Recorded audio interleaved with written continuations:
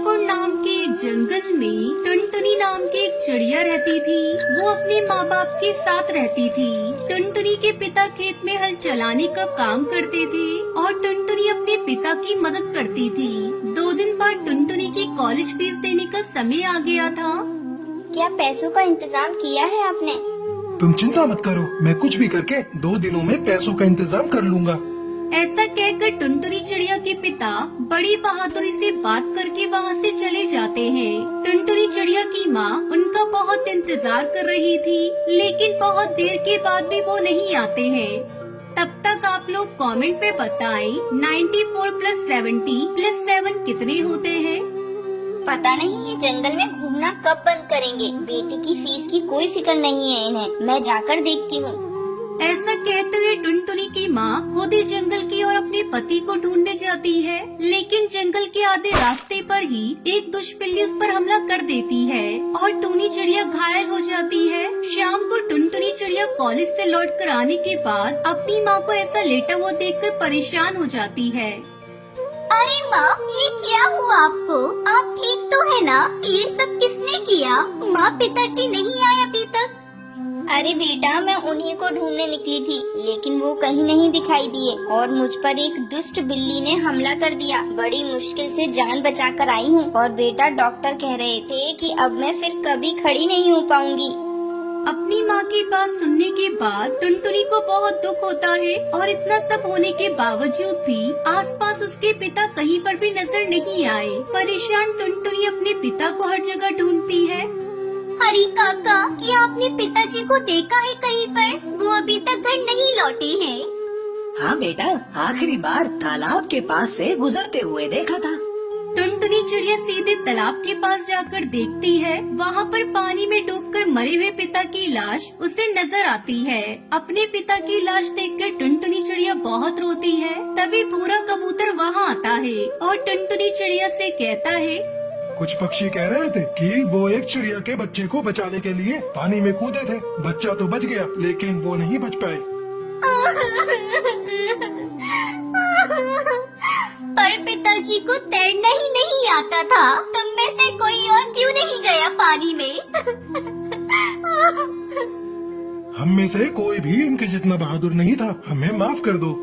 ऐसा कहते हुए सारे पक्षी मिलकर टुनटुनी चिड़िया के पिता का अच्छे से अंतिम संस्कार करते हैं।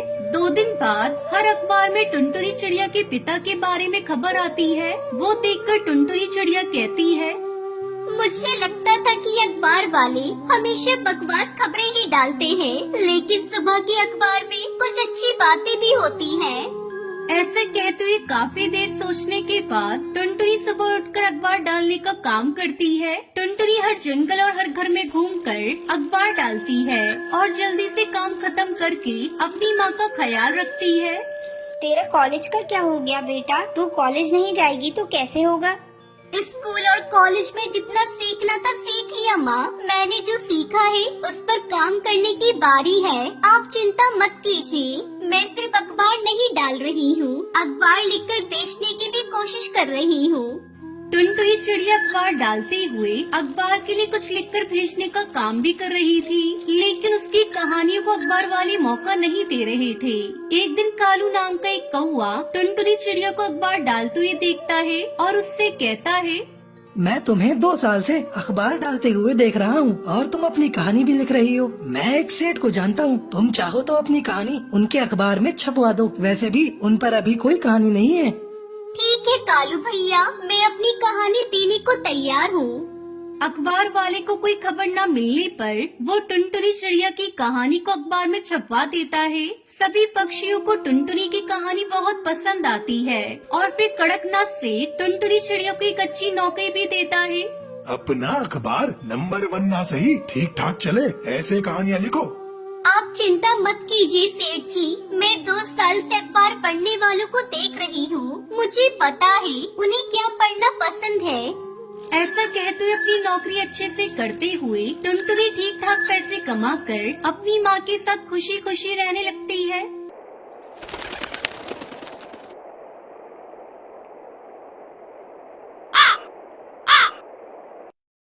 चंदनवन जंगल में टूनी और टुनटुनी नाम की सास बहू रहा करती थी। एक दिन टुनटुनी अपनी सास टूनी से कहती है, माँ जी सब्जी लेने सब्जी मंडी चलते हैं। अरे बहू सब्जियों के दाम तो आजकल आसमान छू रहे हैं। तो माँ जी इससे हम लोगों को क्या मतलब, हम लोग तो बस अपना काम करेंगे और चलते बनेंगे। आप सब्जी वालों को अपनी बातों में फंसा लीजिएगा और मैं धीरे धीरे सब्जियों को चुरा कर रख लूंगी। ठीक है बहू, तू बड़ा सा थैला ले ले और चलते हैं। दोनों सास बहू सब्जी मंडी जाते हैं। माँ जी चलिए इस कालू सब्जी वाले के पास चलते हैं। वो सब्जी वाला कुछ उल्लू टाइप का लग रहा है। हाँ हाँ बहू चल। सब्जी वाले की दुकान पर पहुंचकर, भैया ये लौकी कितने रुपए किलो है? 50 रुपए किलो माँ जी।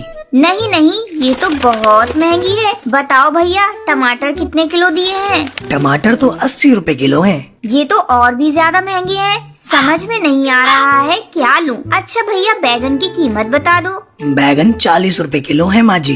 इस तरह टूनी अपनी बातों में सब्जी वाले को फंसाए हुए रहती है और वहाँ टुनटुनी धीरे धीरे सब्जियों को चुरा कर अपने थैले में रख रही थी। बहन जी आपको सब्जियाँ लेनी है या नहीं? बेकार में क्यों चिक चिक कर रही हैं?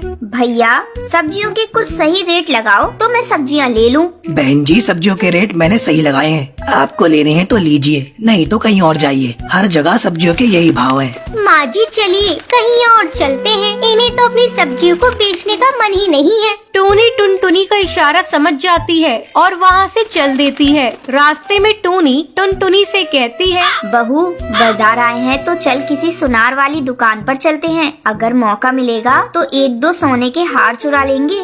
नहीं माँ जी मुझे तो सुनार वाली की दुकान पर जाने में डर लग रहा है। अरे बहू इसमें डरने वाली क्या बात है। चल इस बार दुकानदार को तू बातों में फंसाए रखना और मैं 2-4 हार उड़ा लूंगी। ठीक है माँ जी जब आप कह रही हैं तो चलते हैं। दोनों सुनार वाली की दुकान पर जाती हैं। आइए आइए बहन जी, कहिए आपको कैसी चूड़ियाँ और हार दिखाऊं? भाई साहब आपकी दुकान में जो सबसे महंगे सोने का हार है वही दिखाइए। अभी दिखाता हूँ बहन जी। थोड़ी देर बाद, ये लीजिए बहन जी, ये मेरे दुकान के सबसे महंगे हीरे का हार है। कहिए कौन सा दे दूं?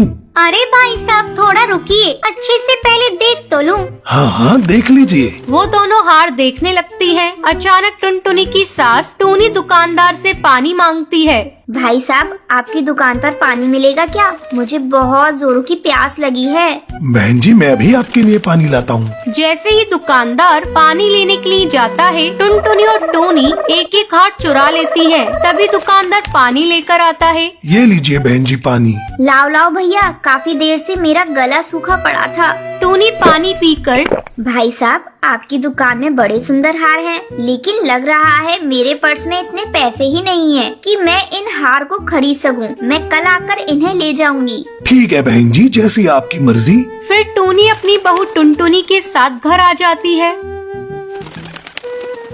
माँ जी आज हम दोनों ने बहुत लंबा हाथ मारा है। जब दुकानदार को पता चलेगा उसके हार गायब है तो वो तो अपना सर पीट लेगा। हाँ हाँ बहू तू ठीक कह रही है, लेकिन अगली बार हम लोग दूसरी दुकान पर जाएंगे। फिर दोनों सास बहू हंसने लगती हैं। वहीं दूसरी तरफ वो सुनार दुकान में चोरी की खबर पुलिस को दे देता है। पुलिस अपने काम में जुट जाती है और एक दिन, आज तो मैं इन सास बहू का पर्दाफाश करके रहूंगा। और वो एक पेड़ के पीछे छुप जाता है। तभी टूनी और टुनटुनी इस बात से बेखबर चोरी के इरादे से हरी तोते की यहाँ आती है। हरी भैया कैसे दिए हैं ये आलू? माँ जी 20 रुपए किलो। हाय राम इतने महंगे? इतने महंगे तो शहर में भी नहीं है। तभी मौका देखकर टुनटुनी सब्जियों पर हाथ साफ कर ही रही होती है। तभी कौवा इंस्पेक्टर उन दोनों को रंगे हाथ पकड़ लेता है। आज हत्ते लगी हो तुम सास बहू, बहुत दिनों से तलाश थी। अब हवालात में सूखी रोटी तोड़ना।